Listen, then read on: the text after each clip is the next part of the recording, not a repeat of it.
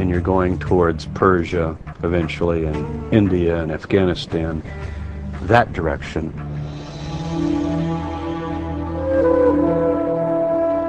And if Jesus thought he was the Jewish Messiah, there was another reason why he might have traveled east. People forget that the Messiah's got to do essentially two things. Everyone remembers he's got to bring world peace and justice and defeat evil. That's all the way through the prophets. When the Messiah comes, he's the Prince of Peace. But the other huge task is he's got to gather all the scattered tribes of Israel back to the land of Israel. Now, this takes a bit of explaining, but it's not too complicated. The people we know today as the Jews are only one tribe, the tribe of Judah. And we have in the Hebrew Bible the story of 10 of the tribes being taken away to the east, to the northeast, by the Assyrians in the 8th century BC. They become known in history as the lost tribes because nobody knows exactly what happened to them. We do, though, we can speculate that if Jesus thought of himself as the Messiah, he might have had in mind, I've got to go and present myself to these dispersed brothers and sisters off wherever they might be. The journey east from Israel in the 1st century was surprisingly easy, by land or by sea, on the Silk Route or the Spice Route.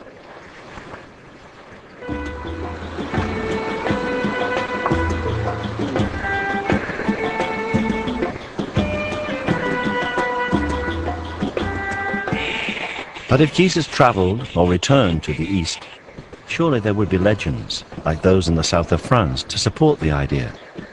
And of course, there are such traditions. In fact, the people here in Kashmir call their tribe Ben-e Israel and claim to be descendants of the lost tribes. And here there are stories that in the 1st century, Isa, known locally as Yusasaf, meaning leader of the healed, returned to Kashmir in his 30s. Yusasaf's ministry here can easily be seen as a continuation of the Jesus ministry.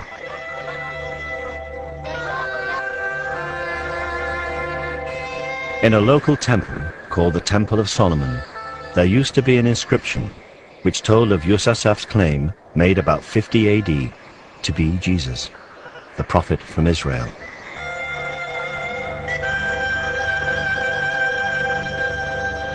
तमाम कश्मीर की तारीखों में यही लिखा है कि ये बाहर से आया है, ये प्रॉफिट था, ये पैगंबर था और इस्राइल से आया, नस्बैन से अंदर बॉर्डर में आया है और फिर यही तबलीग कर रहा है। वही जीसस है, वही मसीह भी है, क्योंकि यूसुफ के माने हैं जो कोड़ी के मर्ज में हूँ उनको शिफा देने वाला, उनका इलाज करने वाला, जो शफायाब हुए उसको यूसुफ के दूसरे माने हैं कि यूसुफ के दूसरे माने हैं जमा करने वाला। Yusasaf continued to teach and to preach in Kashmir until he died around the year 80 AD. He was buried in Srinagar.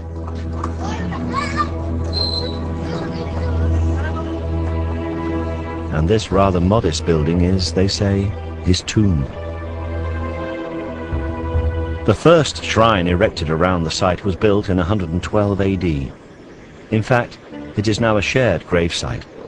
In the 15th century, the Islamic holy man Syed Nazir ud-Din was also buried here.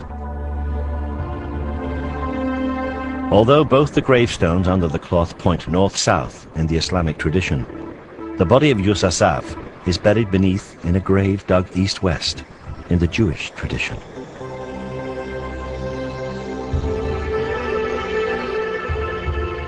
But this is a sacred site, and short of exhumation, there is no way of discovering whether the body buried here is that of a man who once survived crucifixion. However, next to the sarcophagus are the carved footprints of Yusuf, and they do have marks or scars on them. अच्छी उम्र में ये फोत हो गया है और उसके पाँव के निशानात का पत्थर पर उन्होंने कुंदा कर रखे हैं, जैसे कि थे वैसे ही रखे हैं निशान के तौर पर। उनमें जख्म के निशानात बिल्कुल साफ नजर आते हैं, जो सलीब पर चढ़ाने की वजह से उनके पाँव में जख्म आए थे। The position of the scars, just behind the toes, do not match each other, but they would align if a single nail was driven through both feet with the left foot placed on top of the right.